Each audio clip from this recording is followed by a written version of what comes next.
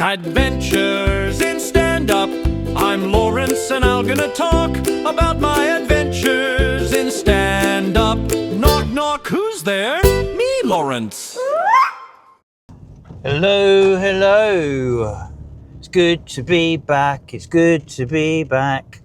Yeah, I haven't been able to do one of these for a bit because I've been pretty tired. But welcome to Adventures in Stand-Up with me, Laurence Landau, an open micer who knows nothing but feels the need to talk and try to build a following for when the day comes that I do know something.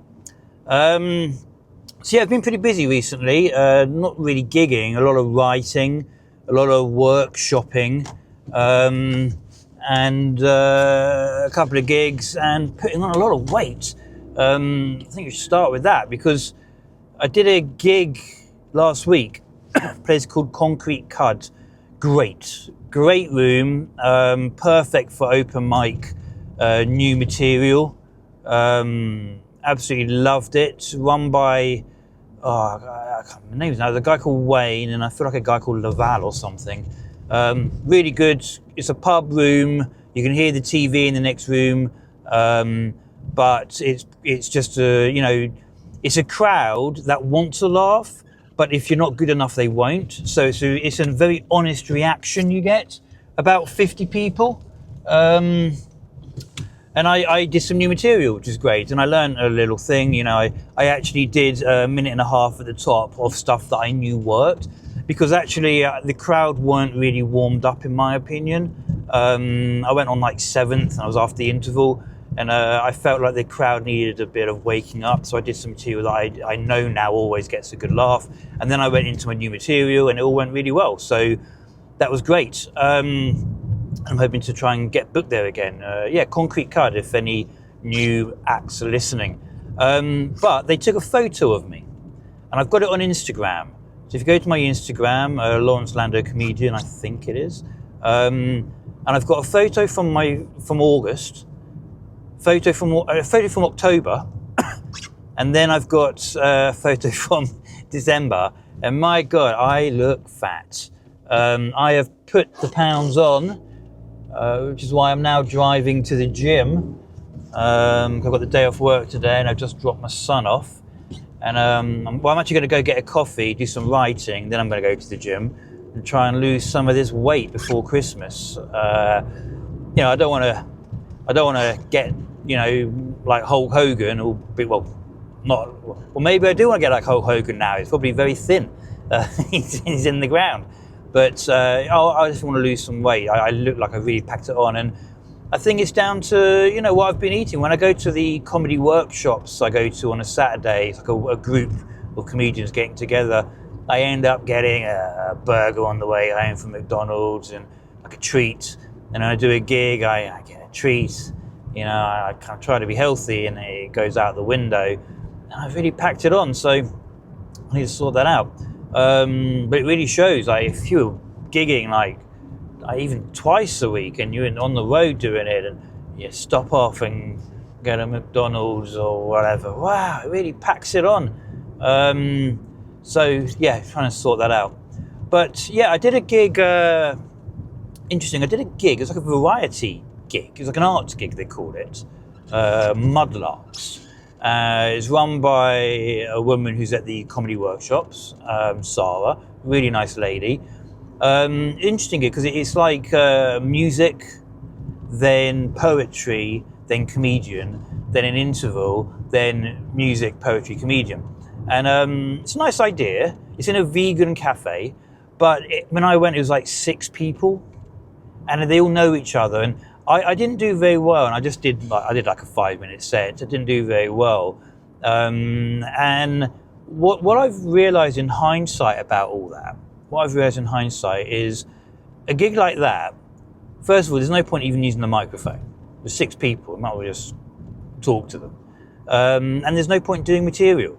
You should just try and find the funny in the room and, maybe just talk to them. I mean, I don't really have the skill yet to work a room, work the work the audience with some improv stuff. But I think a gig like that is when you try it, because there's no point doing material. They're not really, even if they want to laugh, 6 people laughing will not sound like laughing. It's like they almost, if someone laughs, it'll be a very short laugh because they'll catch themselves and stop because they don't want to sound out of the crowd, Whereas like that Concrete Cud, if you can get 2 or 3 people laughing, it's infectious, and other people will start laughing. And in like an open mic level, I think getting people to laugh is the biggest thing, because it does then free the room up to laugh. Everyone's a little bit nervous about laughing almost. They don't want to be heard laughing. So but isn't it interesting? I've learned a lot from it. I've been writing, really, really enjoying the writing. Been coming up with new material because I've got some good gigs coming up. I'm doing a Nottingham comedy Canal House progression slot, I think it's called. So I'm doing a 10-minute slot. And if you do well, you can then progress onto another free 10-minute spot, but on better bills. This is like a new act night, so you want to do well at these. Then I've got the Funhouse Comedy 10 spot on a pro bill that I got progressed to.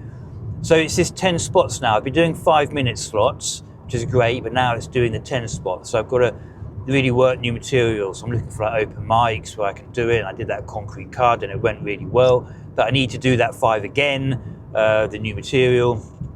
I'm going to, because I've got today off, so I'm going to go do some writing now in a coffee shop before I go to the gym, and then I'll probably work the material over in my head on the treadmill. Then I will go back and do a bit more writing before I go and finish off the Christmas shopping.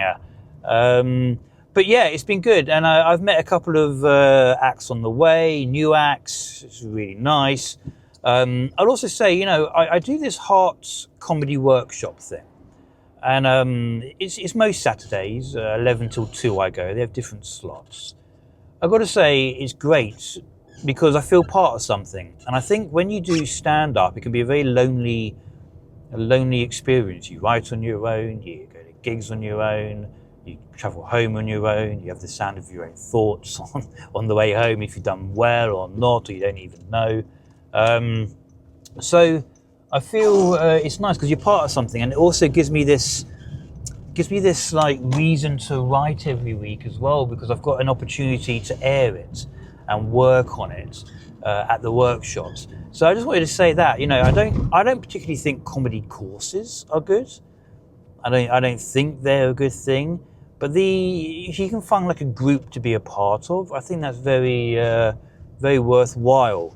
And I'll give you an example. Like the workshop actually got cancelled one week, and I travelled to it. It was like, it's a half-hour drive for me, roughly, 45 minutes.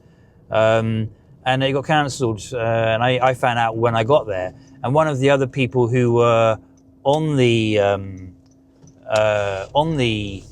workshop, he messaged me and he goes, "Oh, come to my house. I'm 20 minutes away. Come to my house and we'll have a coffee." And so I went and we worked material together.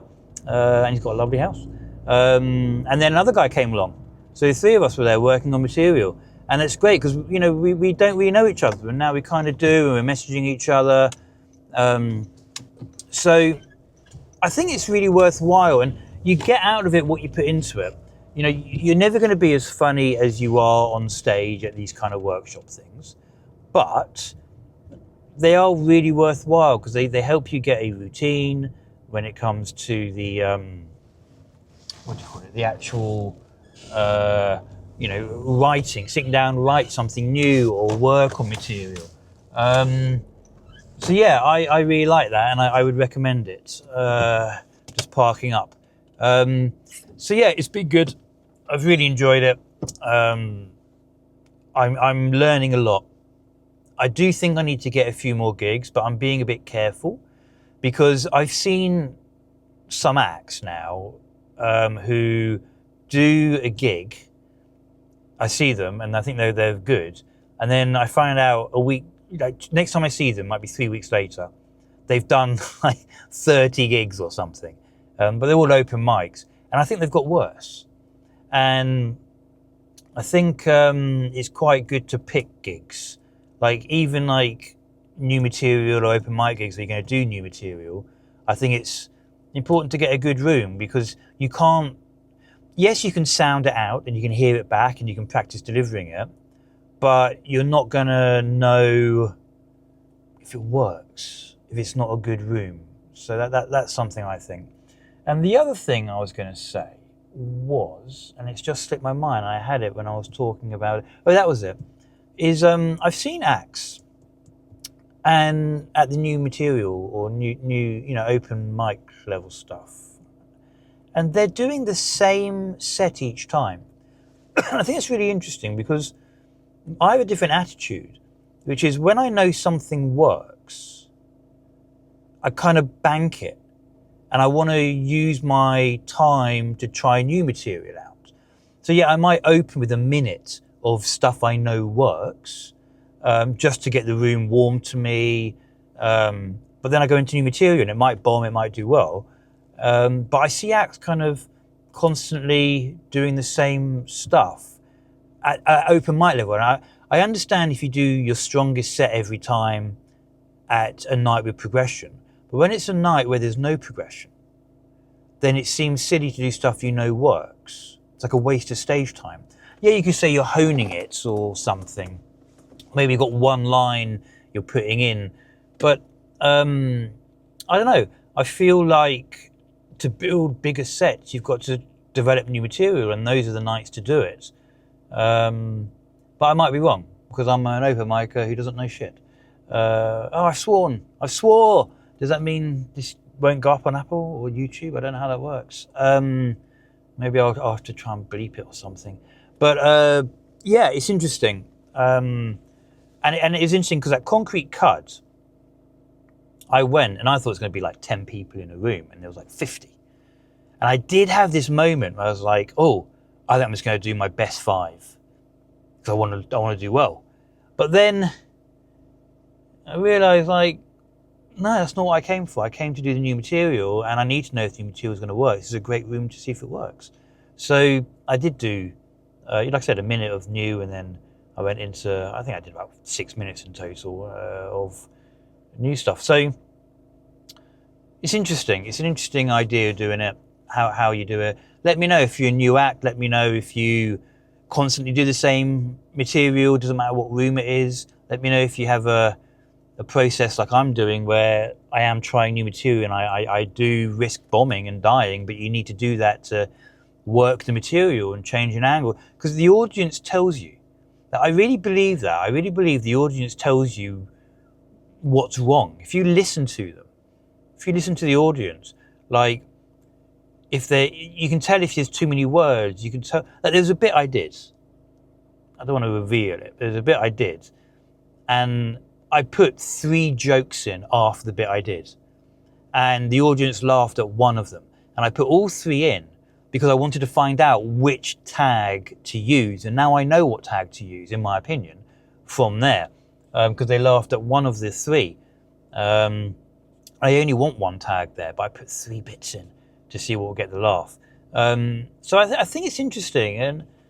But yeah, let me know if you're new acts. If you do pick and choose, what you're doing.